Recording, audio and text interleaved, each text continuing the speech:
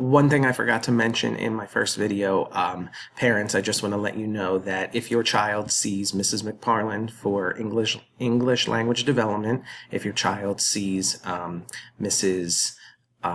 Creighton for reading support, if your child sees Mrs. Solo for learning support, I will be adding slides at the end of my slideshow each time, and those are the slides that you should be focusing on if your child, oh, everyone say hi, Paige. Those are the slides that you should be focusing on if your child sees Mrs. McParland or sees Mrs. Creighton or sees Mrs. Solo. You can check in on those slides. Still complete my slides if you would like to, but those slides are the slides that you will have to complete as well.